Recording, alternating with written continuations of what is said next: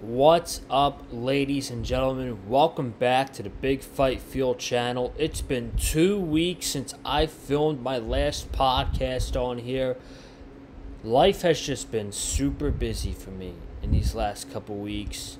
I'm working 2 jobs currently in the summertime, so I haven't had a lot of time as I've had in past years to make content, which I love doing. But I made a vocal point to make sure to do a video tonight because I was very excited about Blood and Guts, and we got the build for Allin. The matches are coming together very nicely, and all this is over in 2 weeks for me.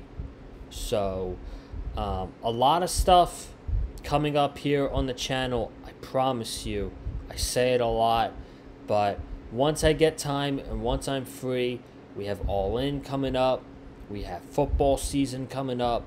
Very exciting stuff. Just for a check note, I will be making a Miami Dolphins video this weekend. I was thinking about doing it next weekend, but I remembered, oh crap, SummerSlam is next weekend. But why talk about the Miami Dolphins? Why talk about SummerSlam when tonight we have Blood and Guts to talk about? And the main event was a great match.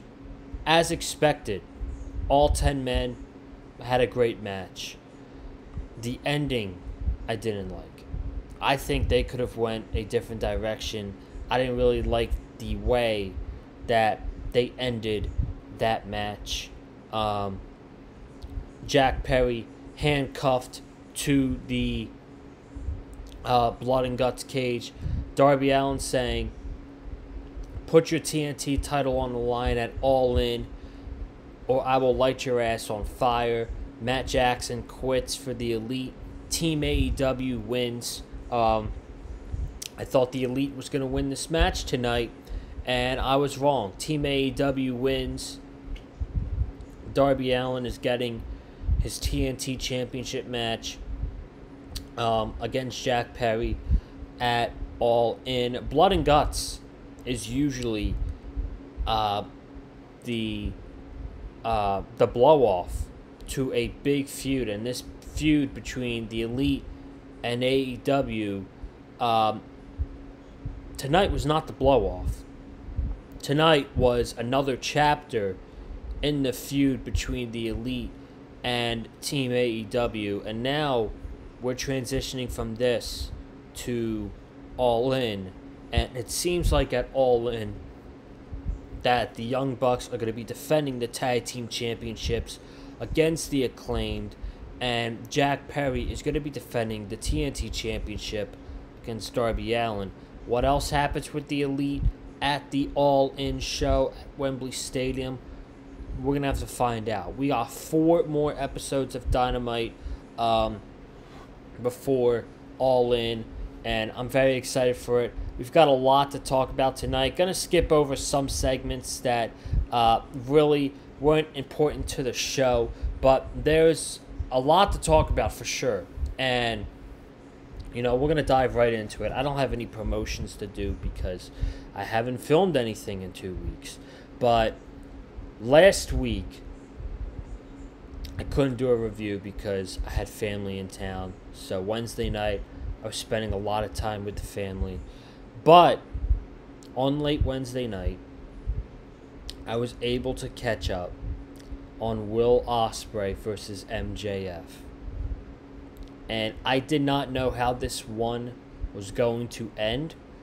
I thought with Pac becoming the #1 contender, I thought that Daniel Garcia was going to come back in this match, and it would be Daniel Garcia versus MJF at All-In. That is not the case. MJF, as we all know, MJF won the International Championship last week from Will Ospreay. 59 minutes and 58 seconds. Probably the best televised match by far AEW has ever done. I'm not going to go there and say it's the best match they've done, But televised matches, this was probably the best televised match in AEW history. MJF beats Will Ospreay in 59 minutes to win the International Championship. It was fucking incredible. It was an incredible match. And MJF, he won the International Championship. He's taking it to Arena Mexico. And tonight, we had his championship celebration. And there was cheerleaders wearing red, white, and blue. There was a new title. Excuse me. There was a new title that was standing in the ring. And MJF, while cutting his promo, got shut the F up chants, shut the fuck up chants from the Nashville crowd. He went on to talk about how his match with Will Ospreay was the easiest match of his life. He didn't have to break a sweat, and he didn't have to cheat to do so. All of those are lies from Mr. MJF. He then goes on to talk about the history of the International Championship in AEW. He says, this is supposed to be the workhorse championship. Everybody defends this championship every week, from Pac to Jon Moxley to Orange Cassidy to Will Ospreay. He says, I'm not like any of those guys. See, I don't just give out title shots for hard work. Hard work is for poors like people in Nashville, Tennessee. So this championship, the way I feel about this championship is garbage. And there's a garbage can on the outside of the ring. He says, we don't need representation from international people, international wrestlers. We need real Americans. So MJF turning this into a whole America versus UK thing. He says, we need representation from the greatest country in the world. And I'm not talking about the Brits over there at the United Kingdom. So he throws the International Championship in the garbage can.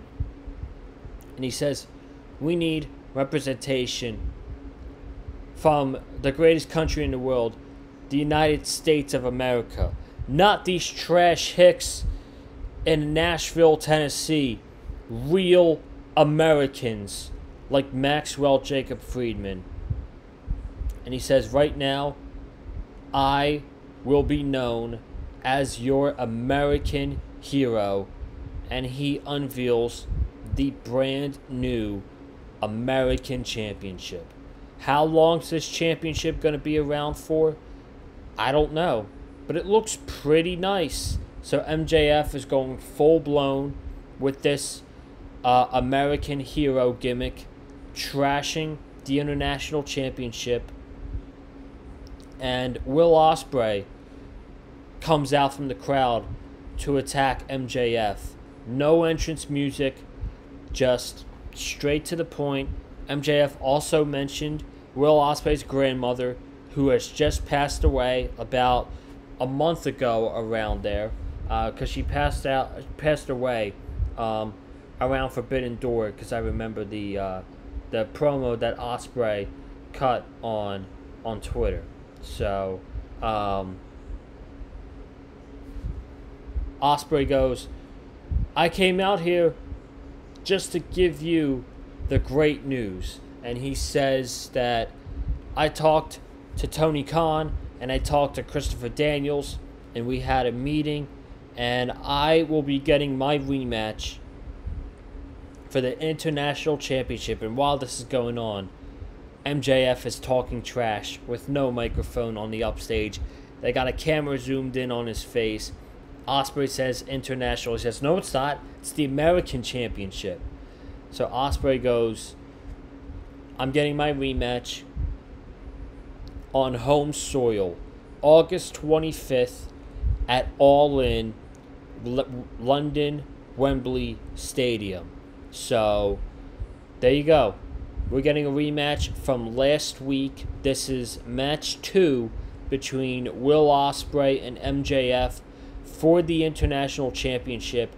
And I do think this one is going to have a stipulation to it. You look at it, there's no way you can do another one-on-one match, because how are they going to do better than the match they had last week, which went nearly the damn full entire limit, the entire 60-minute limit? How are you going to do better than what they did last week? So I'm going through ideas. I'm thinking Iron Man match, and I'm like, that's not a good idea, because they went 59 minutes last week, and then in this match, one Os cutter, and it's going to pin MJF. So I don't know what kind of stip they're going to have for these guys at Wembley, but I don't think they should wrestle in another one-on-one match. Now, granted, I'm not going to complain if they have another singles match, because the first time they wrestled around last week, it was freaking incredible, and it was the best televised match in AEW history. But I would be shocked if we get a singles match again between Ospreay and MJF and not a stipulation added to it at Allin. I would be shocked. But I'm excited. MJF's going to have this American Championship for about a month. We also got to see how Pac goes into this fold, because Pac said he's going for the International Championship at All-In as well. So I don't know what the deal is with Pac and what he's going to do and how he's going to fit into this. But Pac is owned an International Championship match, and commentary made no mention of that at all, which I think was a mistake. So that was your opening segment to set up Will Ospreay versus MJF at All In. Then we had 2 big women's segments on the show. First, Hikaru Shida versus Britt Baker. This was Britt Baker's first match back in 10 months. Her last match was at Wembley Stadium last year for the Women's Championship. So she wrestled Hikaru Shida tonight. The match was good for her first match back. I think she looked fine. I think she looked fine. And Britt Baker won with the lockjaw. And then Mercedes came out immediately after the match and said, "You were very impressive in your match back, but these people are wondering, Britt, if I'm going to give you the TBS Championship match you're asking for at All In. People want to see the CEO versus the DMD. And my answer to that is no." So they panned the camera over to Britt Baker, and the camera starts to rise, and in the background is Camille. Camille has been rumored for months now to be joining AEW. It's just, when's the right time to debut Camille in AEW? It seems like Tony Khan thought the time was now to debut her.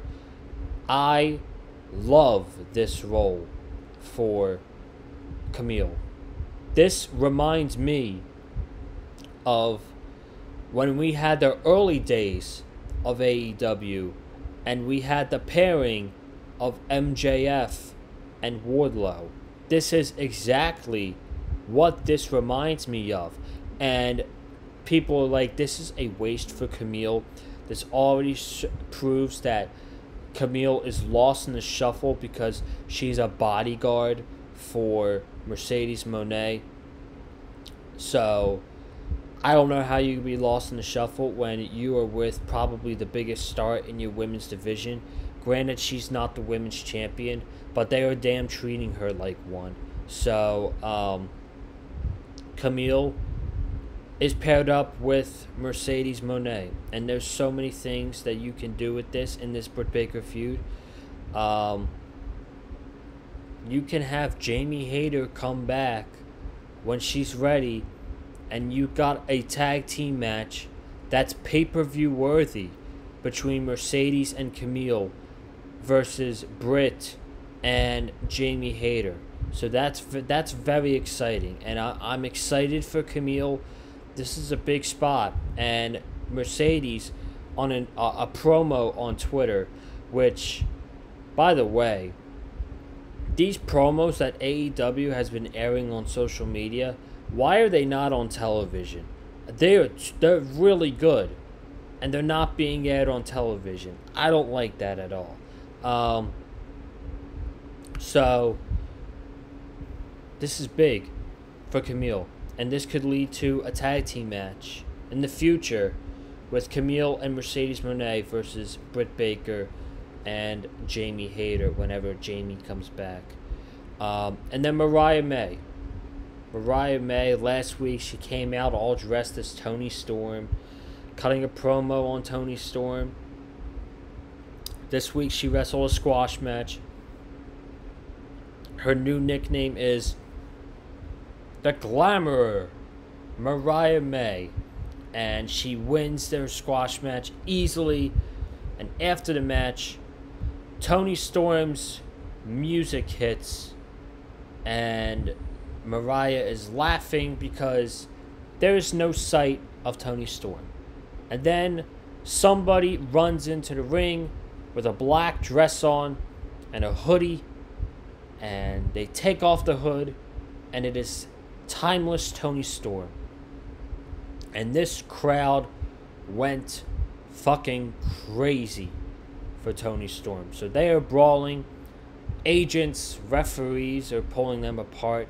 Toni Storm grabs a microphone and she yells, "Are you ready to die? Because I am." And I'm like, damn.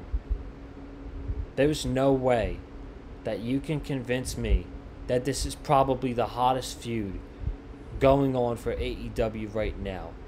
It is this. Storytelling wise, the best thing in AEW right now is this feud between Mariah May and Toni Storm. And I honestly have no idea what AEW is going to do with this match come All In.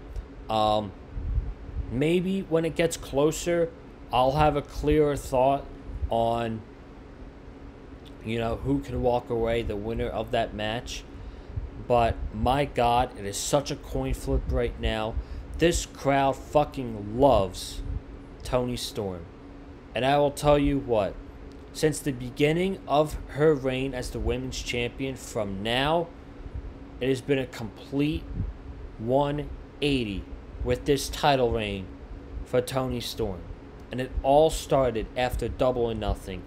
And I'm so happy that she's had a long reign as the champion to get to this point, because we see Mercedes every week and she gets top level talent treatment, and it almost feels like with her carrying around the TBS championship that Mercedes is the women's champion.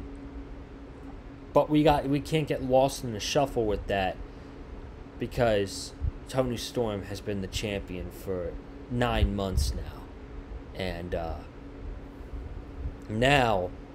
now she's killing it, and I'm just so excited for her match with Mariah May.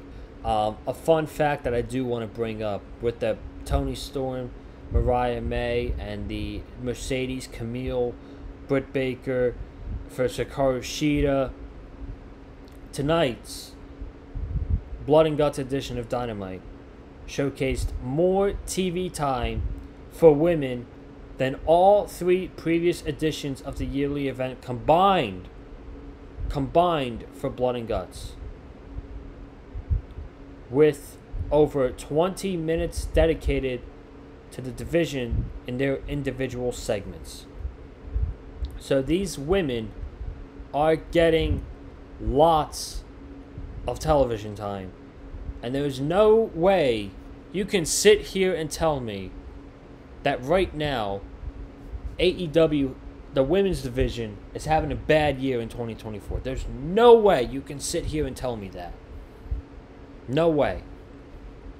Ever since Mercedes has came into AEW, boom, it has gotten so much fucking better. It's not even comparable to previous years. And then the main event, blood and guts, absolute carnage, as you would have expected. Jack Perry and Darby Allin start the match. Jack Perry throws a steel chair to the face of Darby Allin. We then have Nick Jackson coming into the ring with a suitcase, and we will reveal that what it is later. And there appeared to be a suitcase under the ring as well. So they used a steel chair to Darby Allin. They threw him against the cage. There was a spot in the picture-in-picture where Nick Jackson was holding up Darby Allin with the trash can, and Jack Perry gave him a drop kick onto the cage with Darby holding the trash can. Then Mark Briscoe came into the match. After Mark Briscoe was followed by Matt Jackson. Anthony Bowens then came in for Team AEW.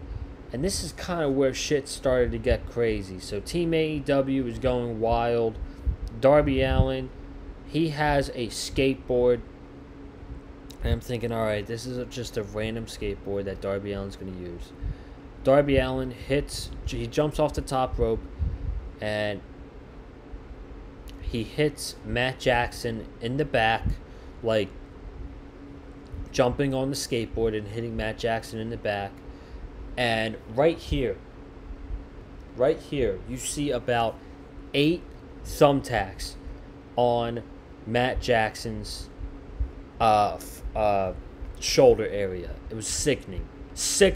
But more sickening than that was Bowens taking the steel. He took scissors. Bowens had scissors, and he smashed it over the head of Jack Perry, and he started jabbing him in the face with the scissors, and the crowd reacted to a huge pop, and he then stretched his mouth with the scissors. Gross, sickening indeed. Hope the kids were able to be put to bed before this match started, because this was violent as hell. Then Okada came down in the ring. Okada really didn't do much in this match. He kind of figured he'd get his spots in. Okada was never going to bleed in this match. Okada honestly had my favorite moment in this match, which we will talk about in a bit. After Okada is Max Caster. Then we have Hangman Adam Page. And Hangman's music hits, and there's no sight of Hangman. No sight of Hangman Page at all. But we wait for Swerve to come out. Or actually, before Hangman Page come out, the Acclaimed were getting taken out by the Young Bucks. I forgot to talk about this.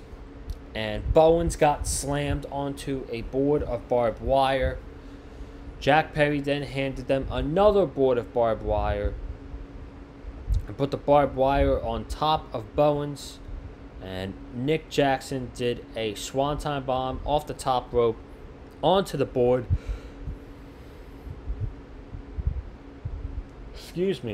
Which was sandwiched in between Anthony Bowens. And then Okada got a bag of thumbtacks, put it in the mouth of Max Caster. He put a handful of thumbtacks into the mouth of Max Caster and gave him a super kick. Then Hangman Page comes out, and there's no sight of Hangman. And then Swerve comes out, and boom, right behind his head, Hangman hits Swerve with a steel chair. Chair shot after chair shot after chair shot to Swerve. Hangman's grabbing handcuffs. He pushes Prince Nana. He's punching away on Swerve. Matt Jackson grabs the microphone. He's like, Hangman, we had a deal. We had a deal, damn it, and you're going to look at me when I talk to you. He said, you're going to get in this ring right now. And Hangman's just not listening to him. He's screaming at Swerve. He keeps punching away at Swerve.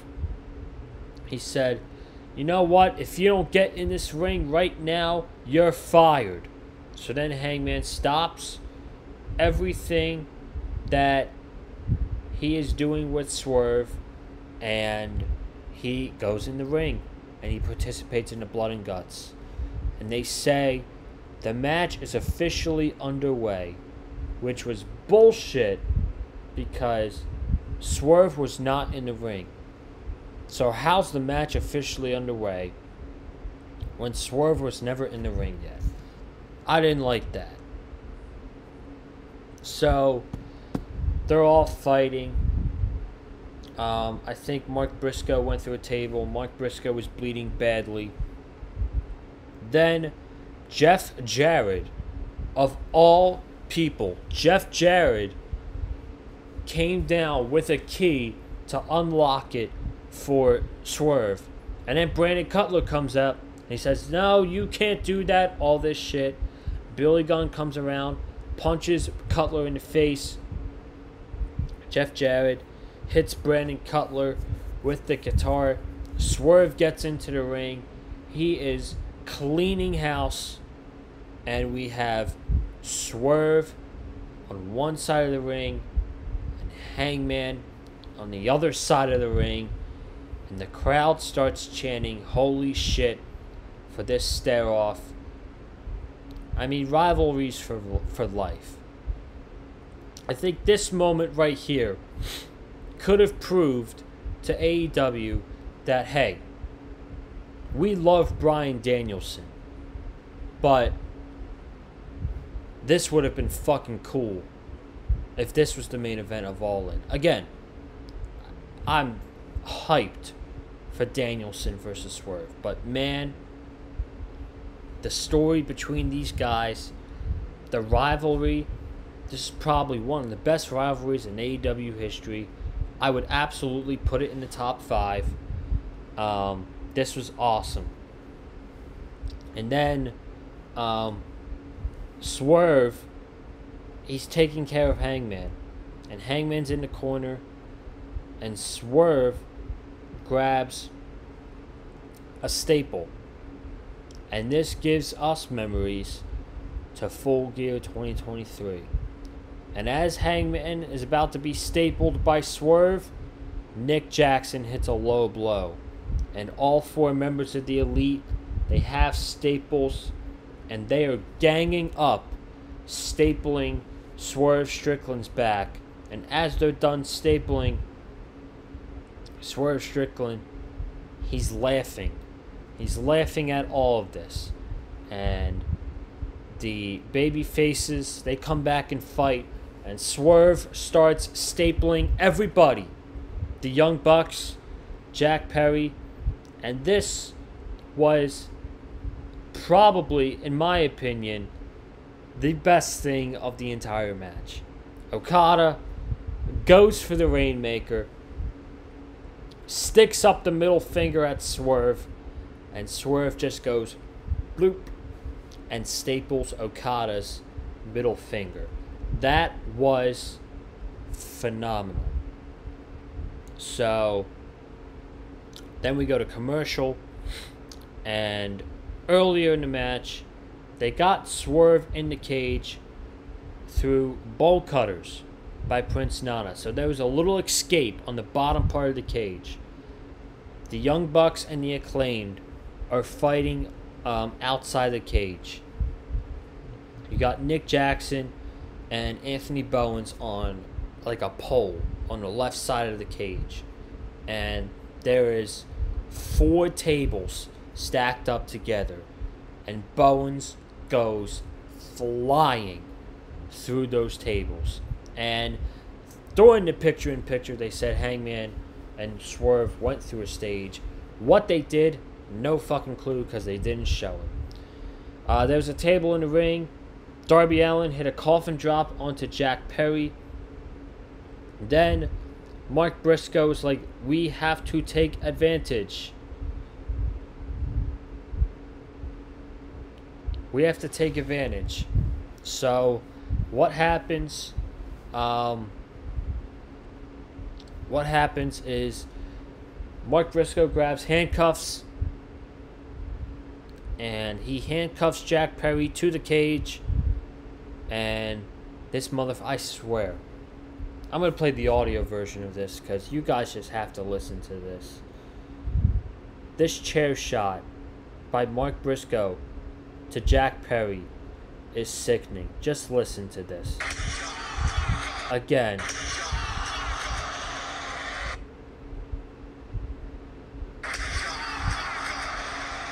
A chair shot to the fucking head. Like it's 1999, folks. I cringed at that. That was brutal. Then Darby gets on the microphone